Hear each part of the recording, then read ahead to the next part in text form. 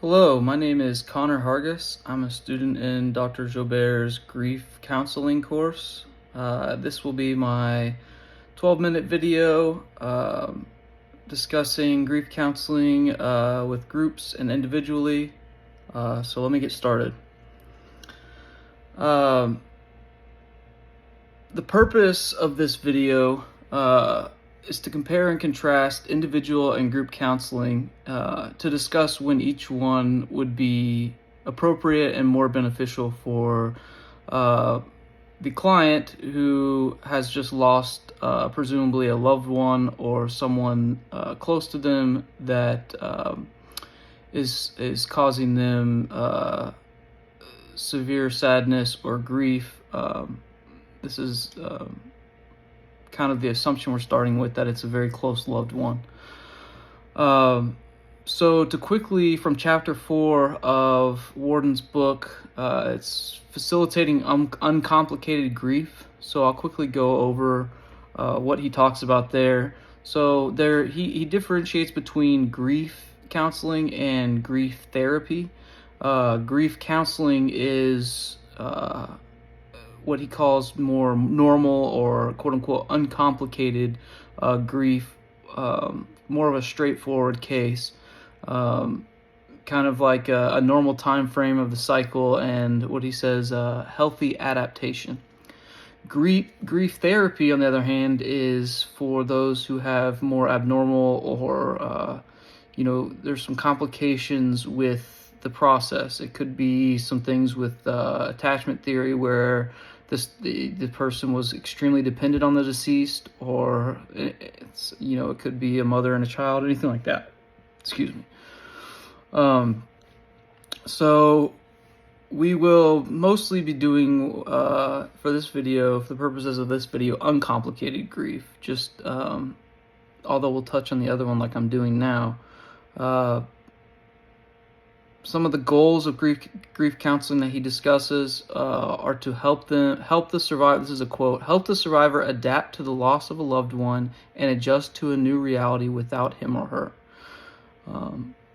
So that includes all the steps that we talked about in our discussion board. Adjusting to a new reality without the loved one, processing the grief in a healthy way, etc. He also mentions, interestingly, that this doesn't have to be done in a counseling office. It could be done, I guess anywhere. Let's see some of the, I suppose, maybe like in a hospice setting or something. Let's see what he talks about here.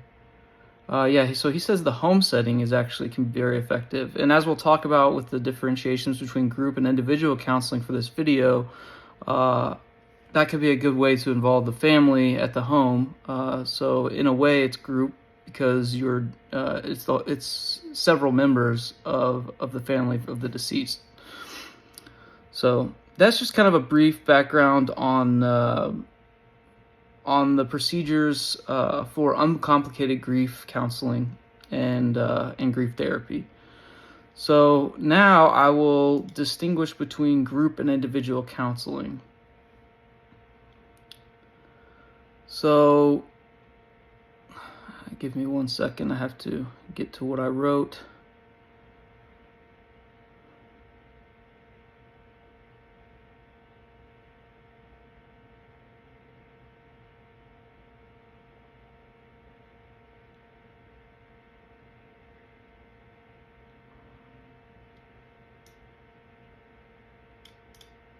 Okay, so individual counseling is, of course, most often done, at a therapist office, where the practice will have, an office with 2 chairs, and what we normally think of as counseling, where all of the therapist's attention is focused on the client, and what the client needs, and we have the introduction sessions, establishing rapport, getting history, and so on.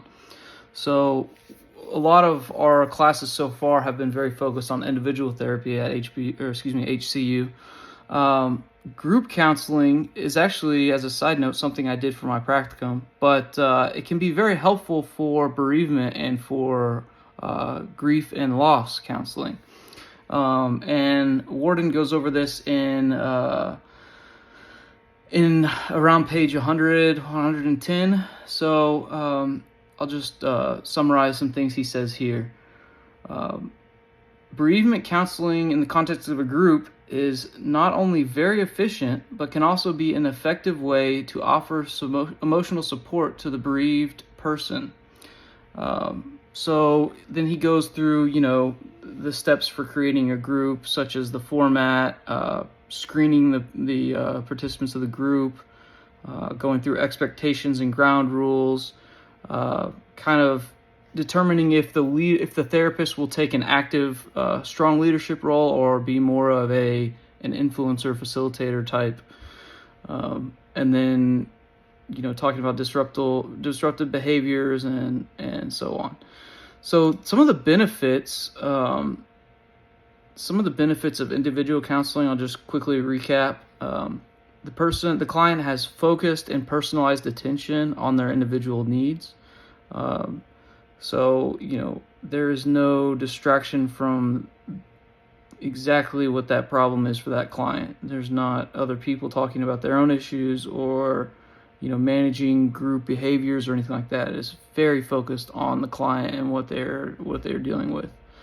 And especially in severe cases where the client is having, really bad disturbances or maybe some pathology, that can be extremely helpful because the client is receiving 100% of the therapist's attention.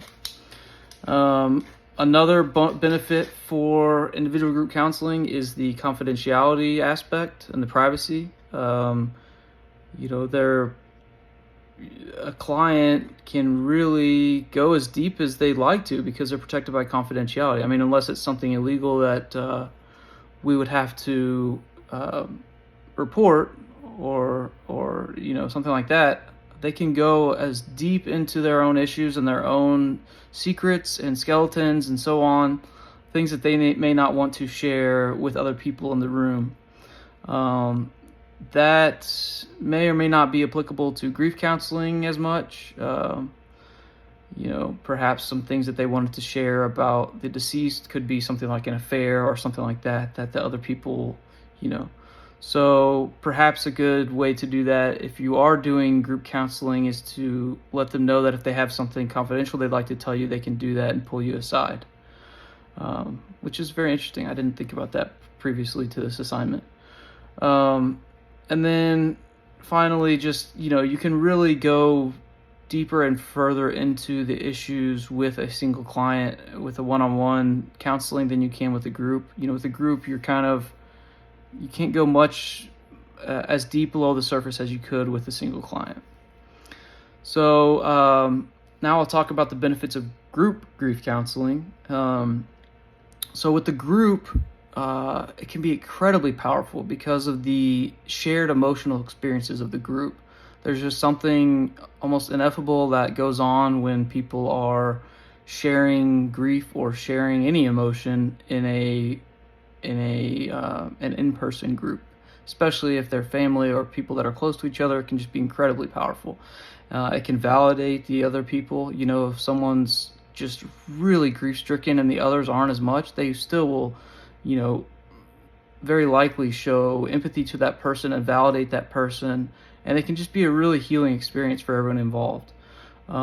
They can also kind of normalize what's going on. They can, talk about stories, even some humorous stories. Uncle Pat used to, do such and such, and then everyone will laugh, and it kind of normalizes and brings everyone closer together, and it provides a sense that they are sharing the experience of this loss and that they can get through it together.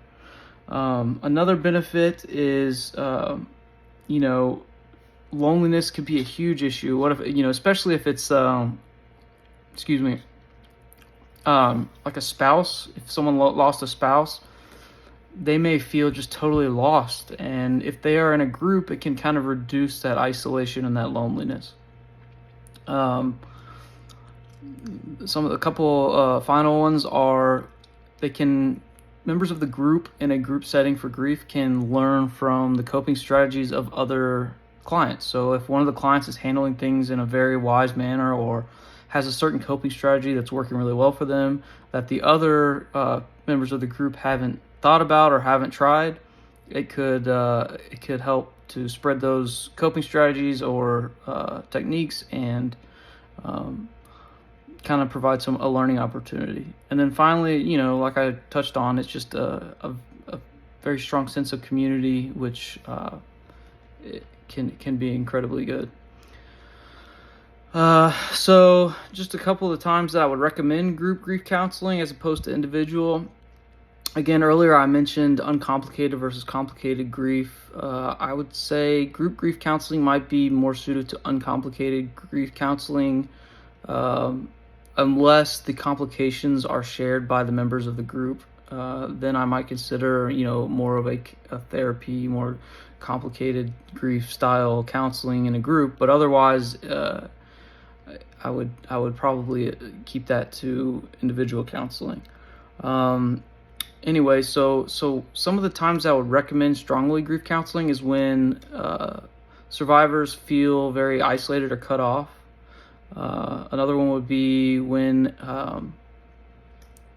it is clear that they would benefit from some kind of community or validation for their feelings. If they feel like they're the only one feeling this way, or just kind of suffering privately, or suffering and no one else understands type of feeling, then I would recommend that. And then another one is if they are open to exposing that a very vulnerable emotional side of themselves in front of other people. If there's a family that has maybe some family trauma, or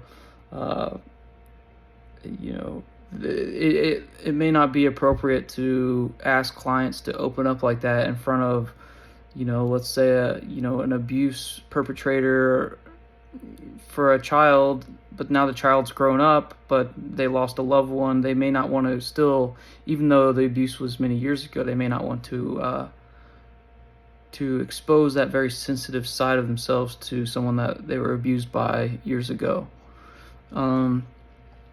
So some of the roles of these groups, like I said, they're safe and supportive environments for experiences. They can provide education. It can almost be an educational group in some ways. At certain times, you can introduce really kind of an educational group setting and talk about the stages of grief, or the tasks of grief, and some resources that you could share, things like that educationally. There's also, I know in our discussion board we talked about funeral rituals and symbolism and things like that. Groups can be a very powerful time to do something like that because it puts everyone in the group in the same mindset, and it can be incredibly powerful. I've been through some things like that in a group, doing ritual type activities. I mean, even church is kind of that idea, but or writing things on a piece of paper and burning them all together. Just things like that are very powerful in the human mind. So just to summarize, individual and group counseling both have their place in grief and in loss counseling. Of course, grief counseling in a group is not always appropriate, but there are times when it can be incredibly powerful. I would encourage the groups, any groups, to consider what they need and what is most important to them. It could be a group and it could be individual. And then finally, I'd like to thank you for watching this video and for bearing with me as I go through all the points that I would like to talk about today. Again, my name is Connor Hargis. I am a graduate student at Houston Christian. And please feel free to contact me via email at hargisc@hc.edu with any questions. And that is it. Thank you so much.